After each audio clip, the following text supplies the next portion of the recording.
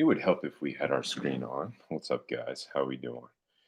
It seems to me that I've got another call that I had tonight. I wonder if this always happens on Tuesday. Anyway, I had another call for a potential client, actually a new client. We were going through the first meeting that we do of three for our new clients. It's a nutrition consultation, and we cover the app that we use in this time of sheltered in place. We cover in that time together, how to utilize the app, how to set up the accountability to keep people going. And also, we cover our fitness plan and the nutrition. And the nutrition is very important because that a lot of times is a majority of the work. That being said, my apologies for being on here a little bit late today. I'm actually working on getting my Instagram up. Today's topic, as you see, is going to be joy-centered eating plan, which is the reason why I said the nutrition is important. There's a lot of shame and guilt and trial and tribulation centered around food. So many different stories, so many different situations, so many different things. I can't even begin to tell you that I've had clients share with me about challenges, trials, and tribulations around food. And it is truly, truly, truly a challenge to get food down in a way that brings you joy. A lot of times, food can be abused. A lot of times, food, like for example, for me, it can be a coping mechanism. It can be it was a coping mechanism for me growing up. The trauma and the things that I experienced as a kid, as early as 6, I used food to cope with things I didn't know how to handle. I mean, a 6-year-old isn't going to handle heavy duty trauma. But what's up, my Instagram family? We got you guys on here too. You're like, what is this? What am I getting into? What is Ryan getting into today? Um, just another day in the business, another day in the walk, in what we focus on. We're getting into the deep details today, but we'll see if I get to the actual part of the presentation that I was sharing from last week. Hopefully, so. Good time to do it too with Thanksgiving. Why would Ryan talk about trauma centered around food when we got Thanksgiving in 2 days? Well, it's a heavy duty food day, and I don't mean to discourage you. I don't mean to ruin any holiday food parties by any means, but we're here to get into the finer details that can be life or death in certain situations. What we eat and the quality in which we eat and the way in which we eat can determine the way that our health goes. It's just the truth. I do so and I share so out of love. This isn't for me to come down on you guys by any means. Those who watch this, whether it's today or in the future, if anyone decides to come back and see this content, one thing that I've noticed myself doing, and maybe other people do the same. Actually, in fact, I know people do the same because comments are time stamped, right? Anytime you comment on YouTube, Facebook, Instagram, whatever, there's a timestamp, right? So there's a couple people that my wife and I have been watching on YouTube. They're getting into the same childhood pastime that we are at some point in time in the past. And one particular individual has been doing it for over a year. And he was talking about his process when he started, how he didn't know he had no ideas. He just jumped in because he thought it'd be fun. It's evolved into a crazy thing at this point. It's completely different than what it was when he started. I mean, literally think a bare desk, and now a desk with the upper shelf with stuff outside of the camera window, just completely and totally overflowing. And I mean literally overflowing. It's crazy. But we looked at some of the comments and people going back and vetting, looking to see like, okay, is this dude legit? What did it look like when he started? There are timestamps from when we were getting in there. People going back and watching just like this. So I'm sure if this becomes a bigger page, there might be someone who's going to come back to this message. And I'm going to tell you, if that is you in the future, whoever you are, and you're listening to this, this is a good one that you've landed on. I hope you're ready because this is very important. Joy-centered eating is work. Joy-centered eating takes very, very specific and focused energy, effort, and time. It isn't something you're going to fall into. It's not something that's going to come out of thin air. If you want to have a good relationship with food, and more importantly, a good relation with yourself, you're going to have to put in the time. you're going to have to make sacrifices. You're going to have to learn. You're going to have to expand your knowledge. You're going to have to consider the capabilities. You're going to have to definitely consider the potential outcomes. There is a cost associated with food. There is a cost. What is it? A cost benefit analysis that you'll have to go through. Very true. I'm dead serious. You can eat however you like to eat today, and if it isn't well, you definitely have chances of suffering it later in life. You might suffer it now, or you can eat today. You can really put in the diligence, establish those lifestyle habits, and find yourself in a better situation in the future. And I only share that out of love, out of care, out of the professional duty that I hold in the work that I do.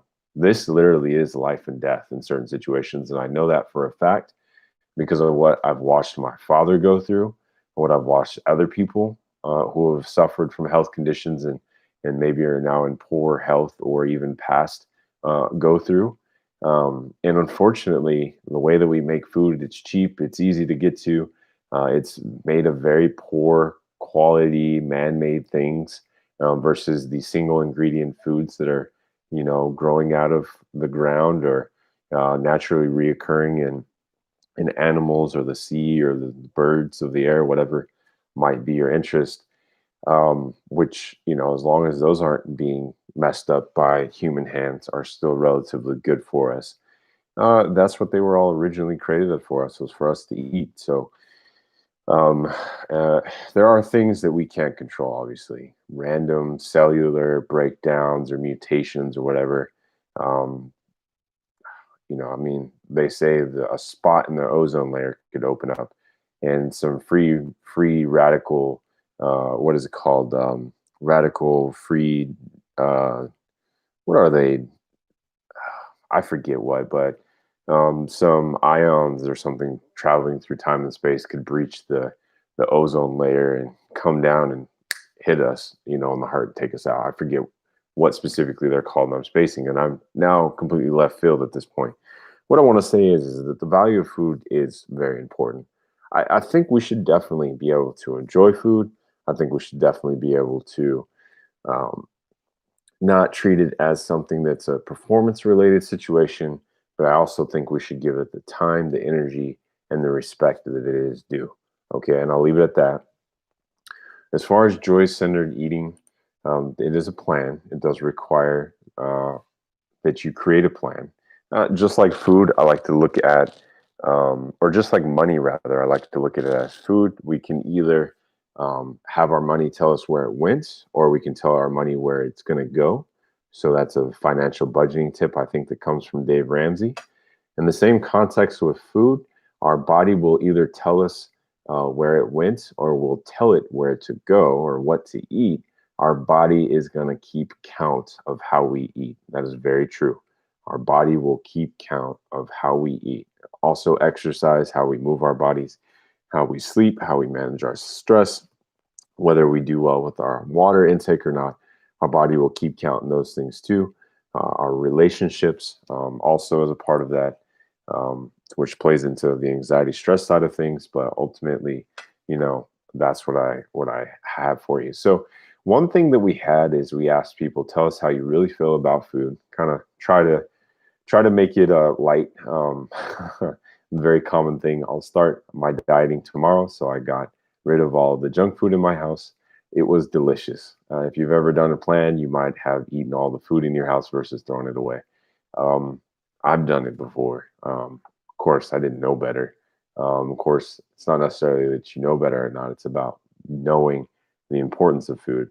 But I had a question. If you guys want to throw it in the chats, tell us how you really feel about food. So option A, I love to eat. Option B, I'm hangry often, emotional eater, if you will. Option C, I eat just enough. Just enough could be you're on plan. Just enough could be situational, not necessarily healthy. Okay. And D is calories and macros. What is that? Okay. So if you guys are watching this, drop that comment in the chat for us. Let us know where you fall as far as relationship. You could do multiple items. But ultimately, planning for your nutrition is simple. when you have all the necessary tools and skills available. When I say simple, I mean it's simple to do as far as the tools, the skills, the behaviors, the things that you need to do. Now, whether it's easier or not, that's a completely and totally different story. Eating well and eating in an educated manner is not necessarily an easy thing by any means. And I'll speak to that personally because it took me a lot of time, energy, effort, focus, learning, practicing, applying, especially application being the biggest one, to find out how to keep myself in my current state of health that I'm in. And also, it's going to require additional work, time, energy, effort, and patience for me to continue progressing in the direction that I want to go. Okay. So that's also important to consider. But again, I'll say one more time for you guys, Nutrition Plan 101. Planning for your nutrition is simple when you have all the necessary tools and skills available. Okay. And that's what we hope to do here at Project Fresh is provide you guys with the tools and skill sets necessary for you to be successful. I think that's what is most important to us, and that's what we're going to focus on. Tool number one is protein. And I just asked our group, how important is protein for weight loss, burning belly fat, and toning up? And the two options were very or not really. If you want to put in the comments tool number one, and put your answer very or not really as far as how important is protein for your weight loss, burning belly fat, and toning up.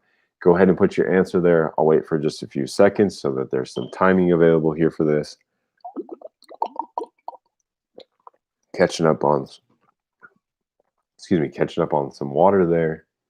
Same for Instagram family. If you guys are watching this, you want to participate, we will check in with you on the comments. We'll see the notification. So we can check back with you as time goes. The answer for tool number one, protein, is it is very important of those two options. So just a heads up, minimum recommendation for protein is about 0.75 grams to 1 gram of protein per pound of body mass. So for an example, if you weigh 140 pounds, that means you're going to need about 105 to 140 grams of protein daily. That depends on your activity levels. That depends on your goals for your health. But whether you're losing weight, gaining weight, or maintaining weight, protein is very important. You could spend some time looking up protein synthesis. You can look up catabolic and anabolic states for the body. There's a lot of things that you can look at there. If you're looking to build strength, if you're looking to be able to handle more as far as your body goes, your heart and lungs, and the health of that, the cardiovascular ability that you have, strength training is very important, and protein plays a key part in that process. Feel free to look it up. If you need to, ask us if you're looking at a source that's verified. We're trained technically, so based on the theological side, so meaning we are in the science side of this industry. We're not operating under just experience alone. Like, we literally study this and are required to study it every year to maintain our certification and our ability to do this through the NSCA in this case. If you're wondering who I certify with, there you go. All right, let's get through the rest of this. Tool number two, carbs. Carbs are only breads, pastas, rices, and sugary sweets. True or false? If you want to pause for a second and ponder, go ahead and do that. I want to make sure we keep us to 15 minutes today. I'm getting very close to that mark. Again, carbs are only breads, pastas, rices, and sugary sweets. True or false? The answer is false. Carbs are fruits, vegetables, legumes, grains, starches, and sugars. More technically, they're saccharides. If you want to look that up, saccharides, monos, disaccharides. So monosaccharides, disaccharides, and polysaccharides, if you'd like to take a look. The main point of carbs is carbs overall are the main fuel source of the body. The reason why I specifically covered that is because you see a lot of keto plans, meaning very low carb, high fat.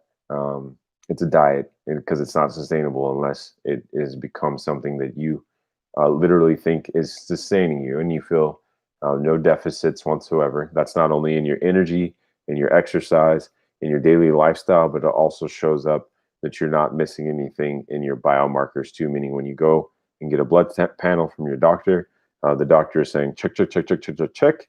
You're in all of the recommended ranges. You're good to go. No problem. So that's what I mean by sustainable. You're able to sustain it on a daily basis all 365 days of the year. It isn't some plan that you do every so often. and you also check out with your doctor. That would be, in essence, true sustainability. Okay. The last one is the last tool that we have here is water. Now, the question is, are 8 servings of 8 ounces of water the correct amount of water needed daily? Yes or no? I'll pause here again one more time. We're about to wrap up. Are 8 servings of 8 ounces of water the correct amount of water daily? Yes or no? Here's our answer. Maybe.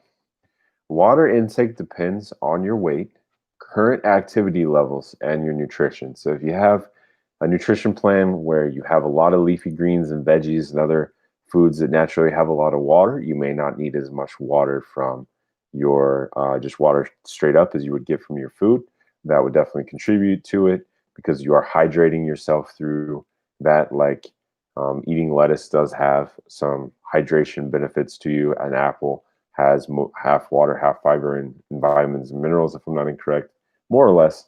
But ultimately, it's generally recommended to drink half of your body weight in ounces. So let's say I weigh 220 pounds. That means I would drink 110 ounces of water. Now, it's important to modify as needed. If you're hitting your goal and you're finding that you're up going to the bathroom on a regular basis, that could be a problem. You could also be drinking too much water that it could be detrimental to you. So there is the other side of it, too much water. Actually, you can actually die from having too much water. And that's an extreme level. But we also want to make sure that we're not operating in extremes, meaning super dehydrated, really reducing brain capacity, our ability to move, our body's natural functions that require water. We also don't want to be on the side where we feel like we're drowning ourselves, okay? So we want to find that happy minimum. So if you're 220 and 110 is too much, then reduce as necessary till you find something that's going to help you boost your energy, that's going to support you in your day and your exercises, and that's going to help you feel much better than you are now. And you will notice a difference, especially if you're drinking something else other than water. And yes, that does not necessarily include tea, coffee, or anything else. That the main ingredient is water because those have different elements to them. Tea generally is fine for the most part, but you just want to have clear, regular water because that has so many different benefits going down. All right, guys. So that was what we covered for joy-centered nutrition. Why is it joy-centered? Because when you start to build that healthy relationship with food, it directly relates to your healthy relationship with self. And more importantly, you get the opportunity to learn yourself because what you put in assimilates, it becomes you, and how your body takes that in. There's no one size fits all. Now, there's generalities, of course, as I've said. What you start to learn about yourself, what you put in is what you're going to get as far as results. And that is a self learning process. Okay. And so, with that, as you learn what works best for you, you start to gain in that security. And as a result, there's peace and also hopefully joy that comes with that process. We hope we've said something, shared something with you today that's going to be beneficial to you. I'm Ryan Sanders with Project Fresh. I am over my 15. I don't see any questions for the day on either YouTube or Instagram. So it's been a pleasure as usual. I'm going to go ahead and sign off for today. And we'll look forward to seeing you guys again tomorrow evening, same time, same place. I hope you have an excellent and safe evening. We'll do our last one for tomorrow before we go to Thanksgiving. We'll check in with you guys real quick on Friday before the end of the week. All right, take care. Have a nice one.